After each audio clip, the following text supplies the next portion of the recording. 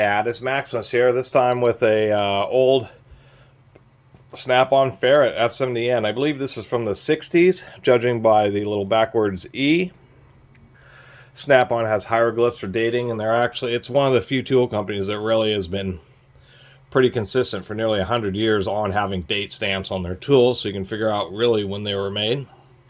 Turns out things like sockets and a lot of that stuff may not have date codes. It's really more primary tools like ratchets, breaker bars, that type of stuff that really has the date codes. Certainly found, such as like this snap-on socket here.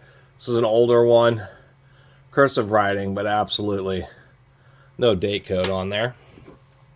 Speaking of snap-on, the detent is pretty strong on this, but it seems like more modern stuff, especially the 80s or 90s. Snap-on's detents really got strong. This one's really pretty reasonable. Here's another one, which I believe is like from the 70s. This is the slightly more evolved F730. There's our date code. Looks like an I. And we can see where they started to use like the little swaged cap instead of having it exposed. But the same type of lever, same slot head screws. Essentially a similar ratchet. We can see where the handle on this one's just a bit smaller and a little bit more rounded classic style, where this one has started to already evolve to what is the more modern style, I should say. One thing about snap-on ratchets, and they're usually pretty well used, and this one is a lot of anvil play in there.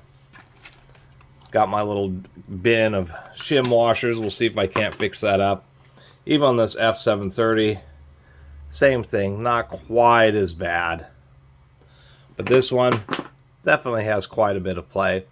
I just do like it. It just seems to be just a little bit smaller and just a little bit more compact than the more modern ones. And it is interesting that it says Ferret on it. Did a little research, can't figure out what that's all about. We have a couple of dings there. What the reason why it says Ferret on it. You have Made in USA stamped on it, and of course, a very old patent number starting with a 1.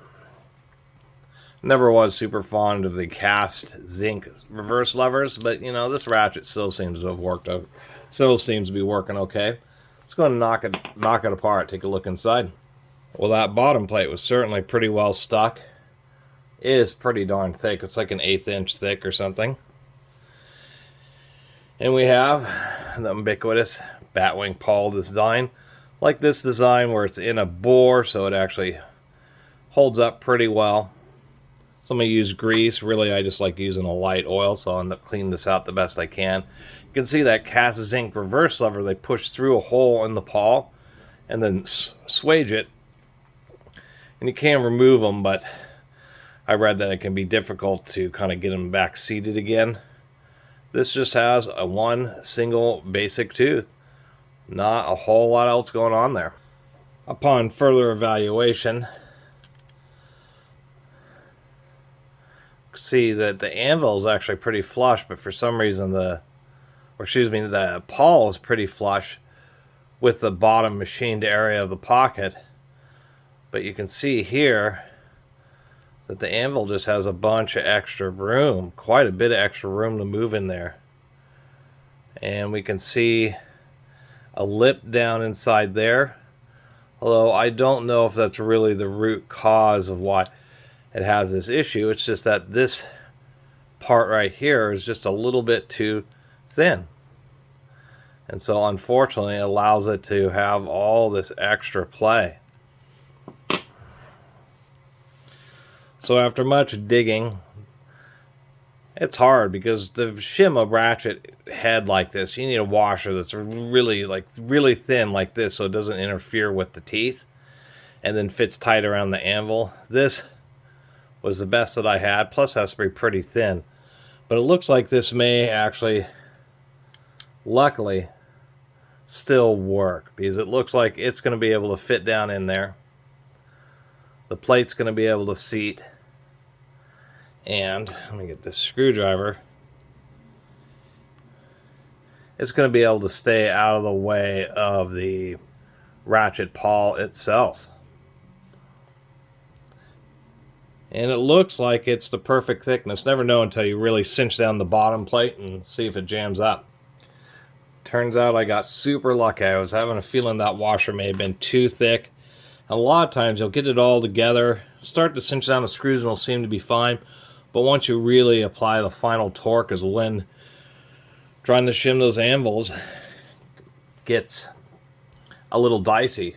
Because literally, the difference of a thousandth or two will either make the anvil lock up, or in this case, super lucky, it turns pretty freely. I actually had to take it back apart, really clean out all the dirt, because just a few thousandths of grime that was in there was enough to cause it to really get kind of stiff. But once I took it all apart, it actually worked and really cleaned it out, put it back together with that funky washer.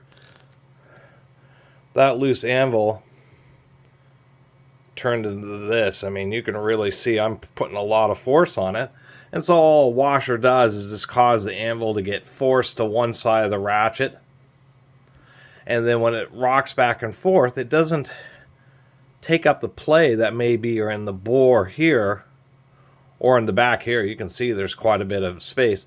But what it does is it prevents it. It's now trapped so tightly between the back surface and the bottom or the retention plate that it can't actually angle like this, and that's what's providing all the stiffness.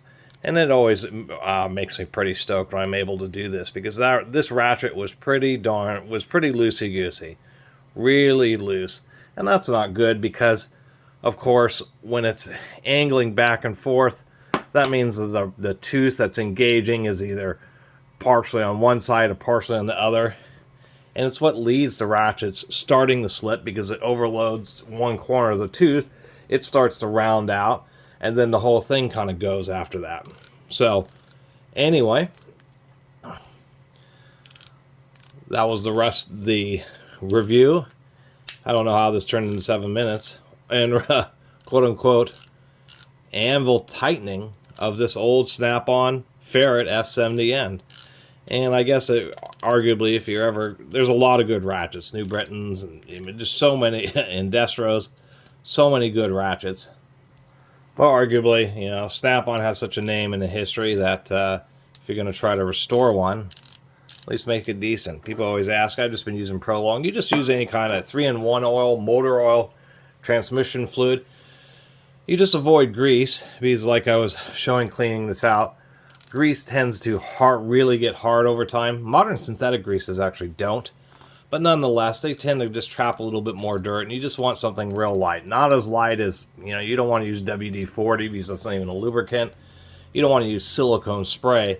But any kind of just light oil that's not going to, get all gunked up and trap a bunch of particles and turn into a grinding paste, that type of thing is really all you need.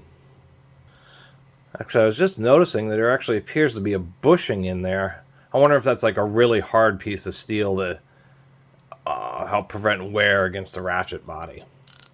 Anyway, once again, really appreciate everybody who's been watching and subscribing. Pretty light back drag on this. And if you haven't subscribed, please do. Till next time, Catus Maximus out.